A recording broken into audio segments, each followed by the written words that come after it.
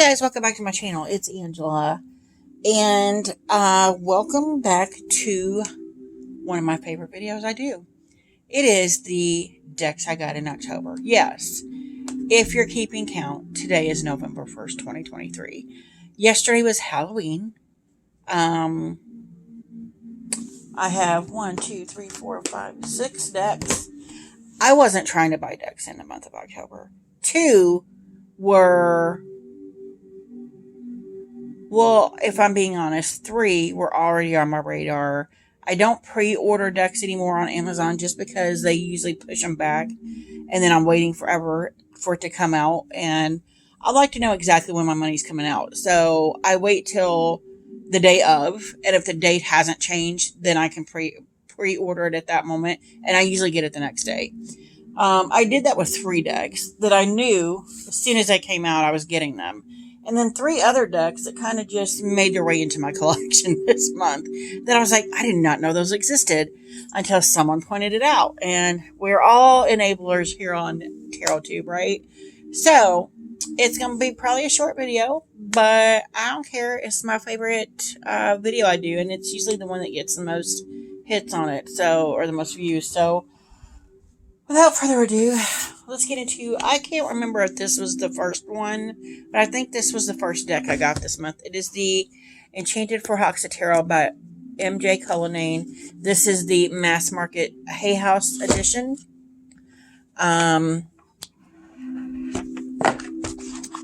It's the same box, same thickness. If you've got the... what is it I have over there? The Guardians of the Night Tarot. It's the same kind of card stock, everything. I wanted this deck for a long time. I just never pulled the trigger when it was indie. And then when I saw it was coming out mass market, I'm like, I'll just wait for it to come out mass market. It's not that big of a deal. I had been putting it off anyway, and then I got it. And it is gorgeous. I love this deck. I do have, this is my 3rd deck of hers I have now. And it's almost, because of images like that, almost makes me want to get the Crow Tarot. I don't know why I haven't.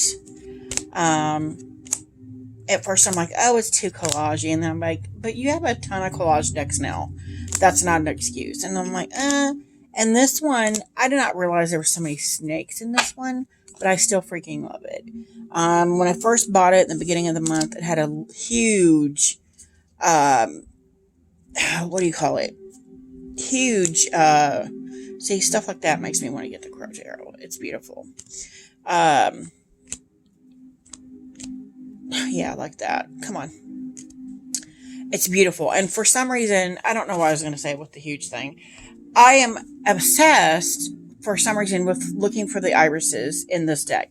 They're on the box. They're on a lot of the cards in this deck. For some reason, I'm like, when I pull a card, if there's an iris on it, I'm like, why? I don't understand that. It has me fixated on the irises because they're on a lot of pages or a lot of cards. And I just don't get it. Like, there's some here. Why? And there's nothing really in the images on why they're there. I become obsessed with the need to know why why irises were chosen. I love this death card with the black roses, and the face is just very moth-like.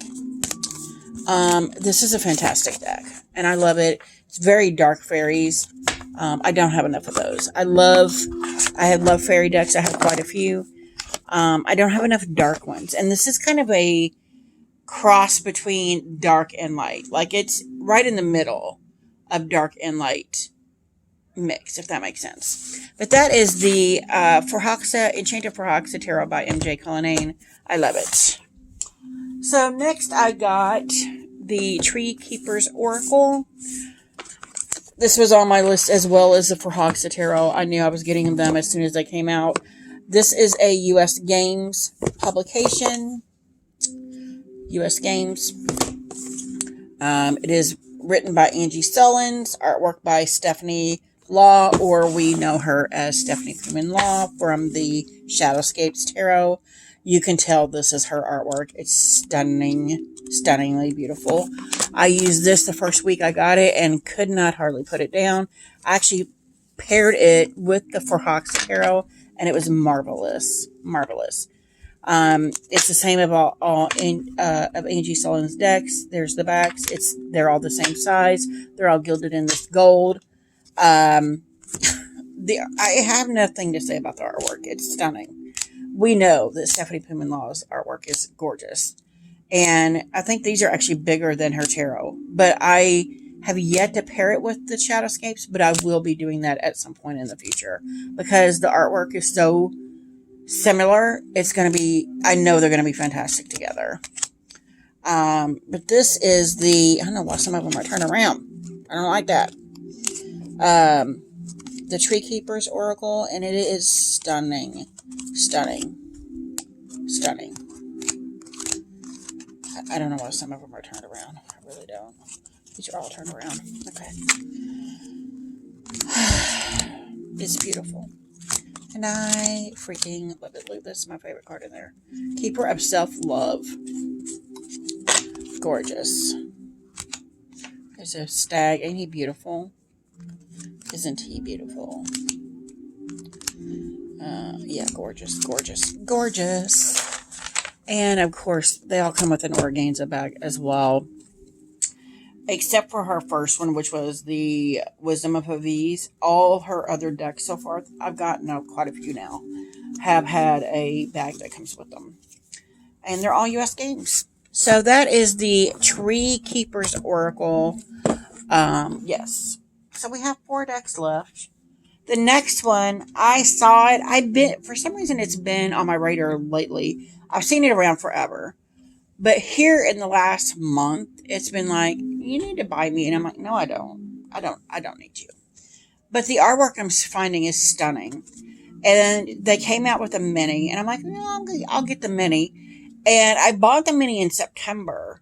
And for some reason, never got it. It just sat and sat and sat. So I wound up canceling the order and reordering it. And I got it 2 days later. And it is the Darkwood Tarot. And it's in a mini by Llewellyn. It's so super cute. My problem is, and this is the first mini deck I've gotten that I was like, well, I have the mini Line Strider, and then I had to buy the big one because the artwork was so stunning that it was too small for my eyes. That I needed the big version. This one, the artwork, the backs are gorgeous. I've used the crap out of it too, by the way. The problem I have with this one is, and I've never had a deck do this, or the mini deck do this, that I am so intrigued by the artwork, and the mini doesn't come with a book, and everybody talks about how great the book is. I'm like, dang it, I need the big version so I can look at the book.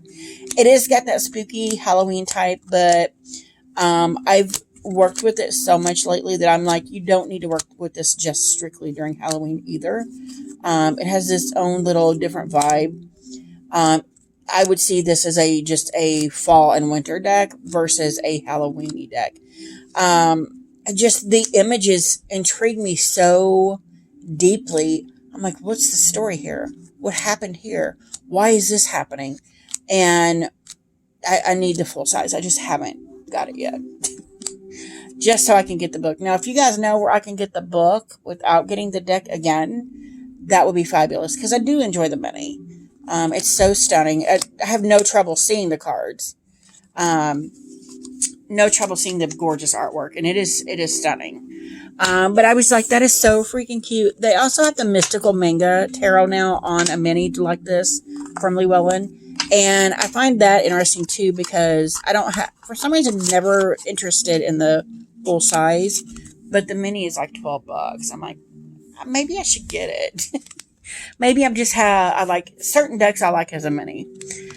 This is one of them, even though I would probably just as happy with the full size because then I would also have the book. I do feel that way about a couple minis I have.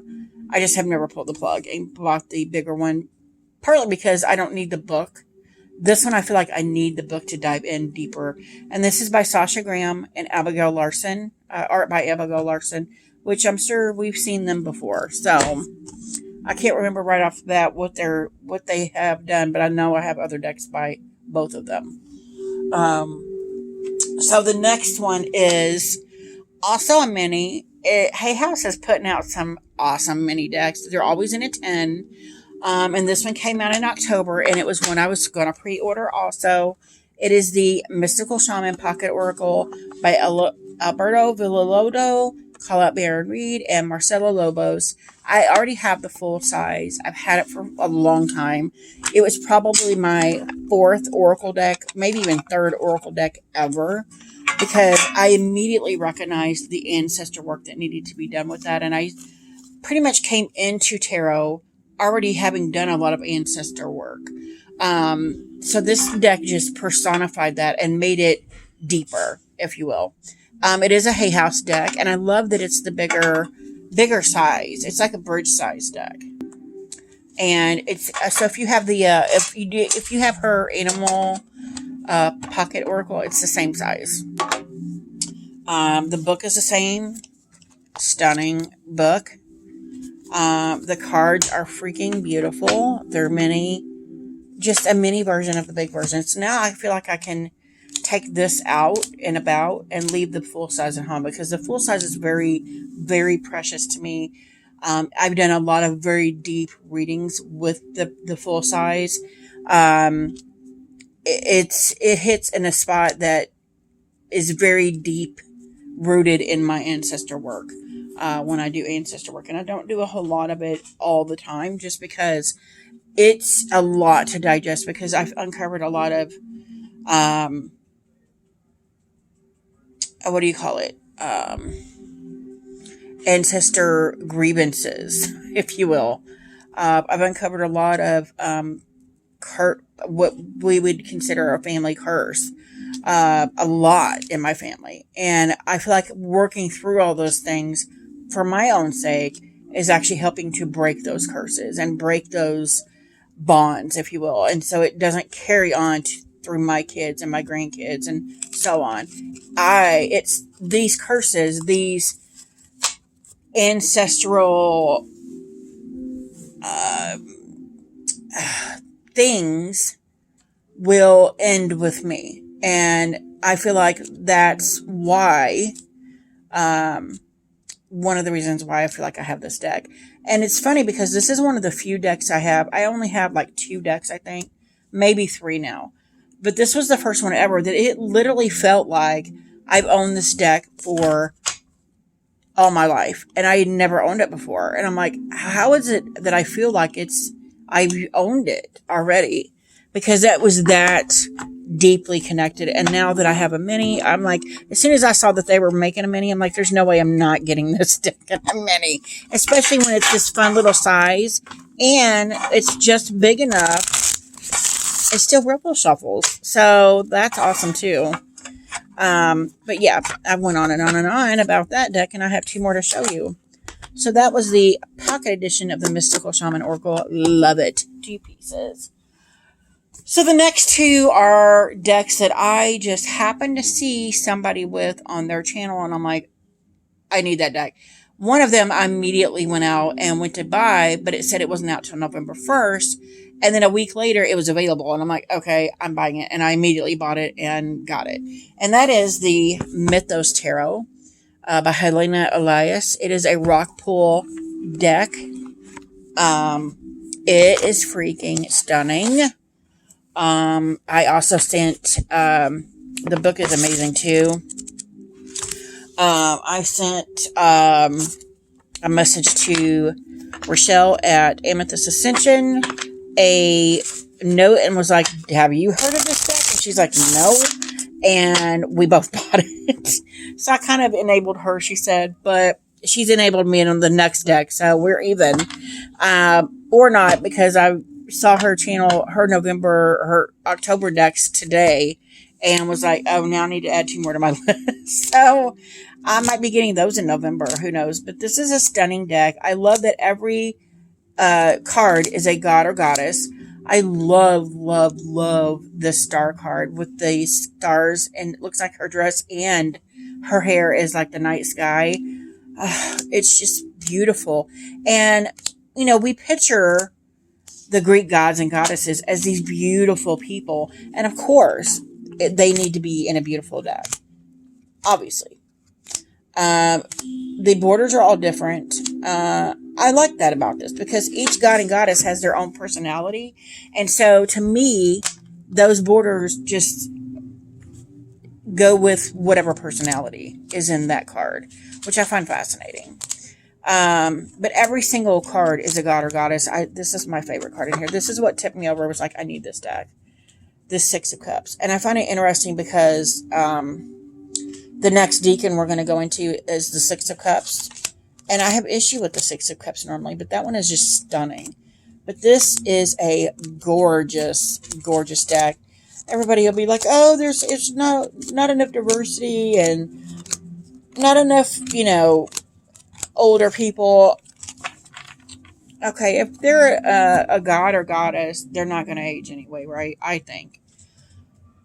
They're going to be these beautiful, fantastical looking people or gods or goddesses. And I'm okay with that in this particular deck because sometimes you just want pretty. And as soon as I saw this, I'm like, I need that pretty in my life. But it is a gorgeous, gorgeous deck. And I am so glad I have it. Plus, Rochelle at Amethyst Ascension is doing a Greek. She has actually a separate page on Facebook for the Greek mythology that we're following. And this just adds to that. And I actually already have my second Oracle deck ever bought was the Greek mythology, gods and goddesses. So I'm going to at some point pair this with that deck. They're all beautiful. They're all beautiful people, and that's the way it's going to go. So that is my Mythos Tarot. It is stunning. It is beautiful, and I freaking love it. 2 pieces. Last deck. This was Rochelle made me do it. I had been eyeing this deck. I was on the fence. I saw her video of a walkthrough of it. I'm like, yeah, I'm buying it. This is the Lucid Dreaming and Lucid Living Oracle deck. It's a huge box. A huge book. The deck is just, I have all my life dreamed, it's gilded gold. There's the backs. It's broke up into 3 separate sections in this, deck. I have yet to really work with it. I did just have another dream this morning that was like, what? But I don't think this is for dream interpretation. It's more on how to learn to control your dreams, which is what lucid dreaming is, right? So I've always been a dreamer. And I just had a thing where I was telling someone, the first time I ever had a paranormal or even mediumship experience wasn't a dream. I had a dream someone was going to pass in the family, and then a week later someone did. And ever since then, I've been not obsessed with my dreams, but aware that some dreams I have come true. Some dreams I have are warnings, or some dreams are just triggers of deeper things that I need to look at or work on. And I know the difference in those dreams, usually. But I've never been a lucid dreamer. And so that is where I want to go with this deck and how it's going to teach me that. It's funny because I've had dreams before where I'm like, I could literally tell myself that I'm dreaming. But then I'm still not able to control anything. So I think that is interesting, that I'm aware that I'm in a dream. I just I'm not able to do anything about it. And usually when I become aware that I'm dreaming, something worse starts happening. So, and then I wind up waking up. So I just find it interesting, and this is going to be a very interesting deep dive deck. But that is all the decks I got in the month of October. Just 6 decks. It's one of my lower months because I'm getting to a point now where, for one, I'm running out of space. 2, unless there's specific decks or creators that I know I'm going to love the deck, I'm not really interested in looking anymore. Like I said, I only had 3 pre-ordered this month, or for the October. And then these other 3 kind of crept in because I saw them on somebody's channel and I had to have them. The Darkwood, because it's a mini.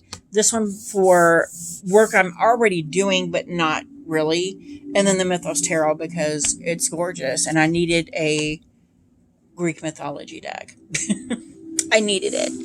But that is all the decks I got in October. If you have any questions, comments, concerns, don't hesitate to comment below. If you like this video, give me a thumbs up. If you want to see more, please subscribe. And don't forget to hit that notification button so you're alerted to any future videos. And y'all have a good night. Bye.